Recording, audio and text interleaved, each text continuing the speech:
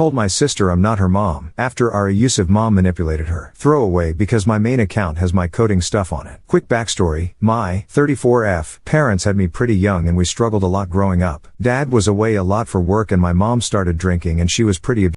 I was pretty much on my own for most of my life until I was 14 when my mom gave birth to my sister, now 20F. I'll call her Pam. Mom's drinking got worse and dad was never around much because of work. He did a lot of construction jobs all over the state. I pretty much took care of my sister from the moment mom brought her home from the hospital. I spent all of my teen years and many of my college years taking care of her. When I was 21 my dad got into a pretty nasty accident at work, the job site's fault, and he had to go on disability and mom's drinking slowed down with him home every day and I finally felt comfortable to move out. Until then though I did everything for Pam. Not to mention most of the cleaning and cooking for the household because mom was often too drunk. From diaper changing to homework help, I pretty much raised her. And honestly, by the time I left, I realized I was never going to want to have kids. We're still close. We talk on the phone every few days, sometimes every day. She doesn't really like that I'm married now and moved 2 towns over, but we still see each other every week. I've always felt very maternal towards her, but I want to reiterate, she is not my child, because the fight was about that. A couple days ago she called me and was already crying when I answered the phone. I was really concerned and I asked her what happened. I thought maybe she got dumped or something. She starts talking about betrayal and how could I do that to her and all that stuff, and I finally get her to calm down. That's when she comes out and says she knows that I'm actually her mom and that I just didn't want her and that's why our mom raised her as my sibling. I kinda laughed because, what in the VC, Andrew's right, but she was serious and she started crying again and finally I yelled, I'm not your mom. I'm just your sister, or something like that. And she screamed at me that I was a failure of a parent and hung up on me. I called her back but she won't answer. I'm now NC with my mother, because of the early childhood abuse/parentification. And my dad passed away 2 years ago so I can't just call him up and ask him to talk to Pam and find out what's going on. I did call my aunt, mom's sister, but she's never been that close to the family and the last time she talked to Pam or my mom was last Christmas. Maybe I handled this all wrong? I shouldn't have laughed, I was just surprised. And the more she started telling me I was a bad parent, even though I'm not and yet I still raised her, I got more and more upset. My husband said my reaction was normal but my best friend said I could have been nicer. So, AITA, edit, quick update. After dinner I sat down and read your replies. Thank you. I thought about what you all said and that my sister might be going through a rough time so I tried calling her again to apologize. Even if I wasn't entirely wrong, I know she's under pressure right now with school and work and whatnot. She didn't answer the phone so I tried using my husband's cell and she picked up. I think she was screening her calls. Anyway, she didn't let me talk much. I told her again I wasn't her mom but she doesn't believe me. The person who said my mom might have had something to do with this was right. Mom evidently told her my big family secret and that she was my kid. That's all I got out of her before she yelled at me and hung up. She's really upset and I don't want to push her right now so I'm going to give her a couple of days. I don't have access to birth certificates or anything but I'll eventually stop by with some pictures of me from those years, and mom who is obviously pregnant in them, and offer to do a DNA test. I don't know if that can be done, but maybe. Hopefully that will be the end of this. There weren't a ton of comments but those of you who did comment I thought you might want an update. And if not, at least I can rant about everything. First, my sister has completely calmed down. Her best friend Sarah took her out last night to watch a movie and get some dinner and just unwind. And while they were hanging out, Sarah talked to her about everything, mostly pointing out that she had seen photos of our mom pregnant and me in the photo. Obviously she wasn't pregnant with me in those photos so she had to be pregnant with Pam. So about midnight last night Pam called and apologized and we talked for a while and had a good cry and I thought everything was settled. I put it down to the fact that she's working part-time and taking summer classes, which are intense. This morning she called to see if I wanted to grab lunch and she sounded kind of down but I didn't think anything of it. We went to IHOP and everything was normal again until she broke down crying towards the end of our meal. When I got her calmed down, a lot of people were nosy Nellies and watching us the entire time. She apologized several times about the thinking I'm her mom thing and started talking about what led up to it. I guess mom is drinking heavier again. But more than that, she's pressuring Pam for money because she's disabled and can't work. And because Pam was giving her money constantly, she got behind in her own bills, which thankfully isn't much but is enough to stress her out, which led her to doing worse in school and it cascaded. Then a week or so ago when Pam finally told mom she could no longer handle giving her money and paying rent on her room, mom laid into her and said that Pam should be grateful that she, mom, took care of her when I abandoned Pam to go to college. Which, no, I did not. I only moved out into an apartment nearby, and I was 21, and I came over almost every night to spend time with Pam. I didn't move farther away until after I was married and by that point Pam was a teenager. Anyway, she told Pam that she didn't have to take care of her because I was Pam's real mother and that because she was such a good person she raised my baby and so Pam should pay her for that. And even if any of that was true, which obviously it's not, I should be the one paying for that, not Pam. But mom knows that I won't deal with her anymore more, with the whole NC thing, and Pam is still talking to her. So I've now convinced Pam it's a good idea to go NC with mom, and if she needs anything, to call me or my husband. No matter what time of day, I okayed it with him. I also offered to pay for a few sessions of therapy. I can afford a couple of months for her at least. And am still trying to find a good children of AA group near us that we can go to. Hopefully closer to her than to me so that she make friends with other people who grew up in our situation. Hopefully that is the end of all of this. I don't know when I can get Pam into therapy, hopefully not too far out, but that is our biggest concern. That and staying NC with mom. Thanks again for all the helpful advice, especially about calling her friends, which was you/Don Shacker. Thank you for that. It was exactly what was needed. My mother has a drinking problem, my dad has passed away, and a while ago I went NC with mom for my own sanity. My baby sister, Pam, on the other hand, didn't, which led to a really weird situation. A couple weeks ago Pam and I had a fight because she accused me of being her real, biological, mother. There was a lot of parentification going on when I was a teenager and I pretty much raised her, but I was not her actual mother. However, our mother had decided to tell Pam that I had been a teen mother, abandoned her when I went off to college, and Pam should be grateful that mom raised her. What led to mom revealing that family secret was because Pam had been sending mom pretty much all of her money, which there weren't a lot of in the first place. Pam's a student, she works part-time, and while she doesn't have a ton of bills, she roommates with several other girls. It put a strain on her and she tried to cut mom off. So mom told her that story to guilt her into sending her more money. And then Pam, finding out what she thought was a huge betrayal, confronted me. The good news is we worked it all out with the help of her best friend Sarah, and now Pam is doing better and she's starting therapy soon. Her campus program was kind of crap, so I signed her up with a private provider, but it takes a few weeks, and she's gone NC with mom. But none of that has stopped mom from harassing her. First it started with mom calling constantly, but Pam was firm and held her boundaries and told her that until she's gotten help for her drinking she's not taking her calls. The calls amped up, calling almost every hour, so Pam blocked her number. Then mom started using other phones, like our neighbors, her friends, etc. She's never been much for social media, so mom had her BFF, a friend from back when she used to work, start messaging Pam on Facebook. So Pam blocked more numbers and just uninstalled FB. She's more of a TikTok kind of person anyway. Then mom showed up to the house when Pam rents her room. Pam wasn't there, thankfully, but mom was so awful to the roommates that they threatened to call the police. And now they want Pam to move out. Which, to an extent, I understand. They're all friendly but they aren't friends. And this is added drama that none of them signed up for. My drunk mother showing up and showing her ass would put off the most patient person. Pam, thankfully, has a rental agreement so they can't kick her out right away, but it's more stress. I am thinking of breaking my NC rule just to tell mom to back off. She's not doing anything really illegal. It's harassment, sure, but it's not to the extent the police will get involved. She's not violent, she's not threatening anything. She's just doing her get drunk and make everyone miserable shtick she's been doing since I was a kid. I told Pam to tell the girls to call the police if mom shows up again, but the best case scenario is a drunk and disorderly, which mom has gotten before and spent a whole 4 days in jail for. And that was just because it happened on a Friday night and there was no way to see the judge to set bail until Monday. I don't know, I think I'm just ranting. I don't hate my mom, but I hate what she's doing to my sister. I think if she got clean she might do better, but she's drinking to cover up a lot of emotional problems that she doesn't want to deal with, that she's never wanted to deal with. Instead she made them my problems, and then when I stopped letting her, she made them Pam's problems. I don't want my sister to go through that. I may not have actually given birth to her, but she's the closet thing I'm ever going to get to having a kid, and this has been just fucking awful. A couple of weeks ago I wrote a post because my mom was harassing my sister Pam. This was because my sister finally cut off my mom and refused to give her money. So quick TL, doctor, is my mom told Pam a gigantic and stupid, easily debunked, lie to guilt Pam into sending her money. The lie caused a bit of drama with me and my sister, but we worked it out because again, it was a very stupid lie. After the truth came out, Pam finally went NC with mom, just like I had done a while ago. Mom started harassing Pam, and even after Pam had blocked her number, mom would find ways to contact her. She even showed up at the house Pam shares with her roommates. The police were absolutely useless and told Pam, and then myself, that there was nothing they could do until mom threatened violence or became violent. The officer I talked to on the phone actually laughed when I mentioned getting a TRO. It was just a fucking nightmare. So I took some advice from here and got Pam to change her number, and things kind of quieted down. That's when mom started leaving letters in Pam's mailbox, just drunken ramblings, and so we called the police again, specifically after the third one. The officer they sent out was incredibly rude and told my sister, and I fucking quote, "If I had a daughter like you, I'd also be driven to drink." Before anyone asks, yes, we put in a complaint. No,